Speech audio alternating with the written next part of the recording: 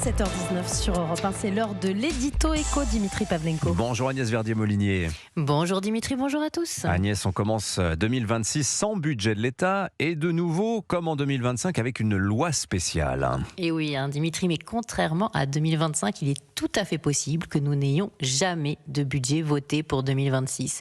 Et nous passions une année entière sous loi spéciale, notamment parce que c'est une année de municipales et une année préélectorale avec les présidentielles qui arrivent en 2027.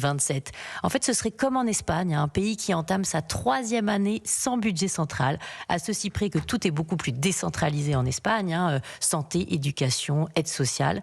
Mais sans budget, les Espagnols ne s'en portent pas plus mal. Leur déficit public est passé en dessous des 3%, et ce grâce au fait qu'ils ont adopté une règle d'or sur leurs finances publiques et que l'âge de départ à la retraite va vers les 67 ans en 2027.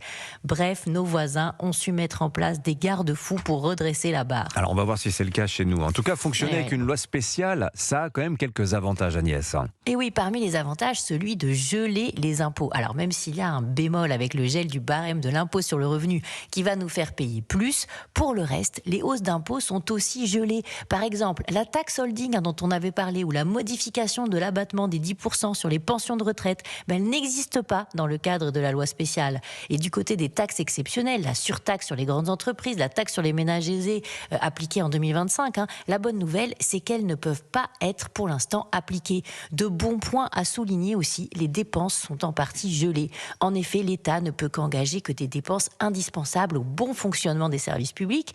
Les crédits du ministère sont reconduits au niveau de l'année précédente de manière provisoire et encadrée. Le fonctionnement est assuré, mais tout investissement, tout recrutement, toute dépense exceptionnelle est gelée. Mais en revanche, sur la dette publique, là, en revanche, il y a un point négatif, si je puis dire, en ce qui concerne la loi spéciale. Absolument. On sait que l'État va emprunter encore plus qu'en 2025, en 2025, autour de 320 milliards d'euros. La loi spéciale 2026, comme celle de 2025, ne fixe pas de plafond maximum d'endettement, ce qui veut dire qu'on pourrait avoir une augmentation de la dette publique plus importante que prévu, autour peut-être de 120% de la richesse nationale, et une charge de la dette publique qui peut s'emballer au-delà des 70 milliards prévus, toute administration confondue.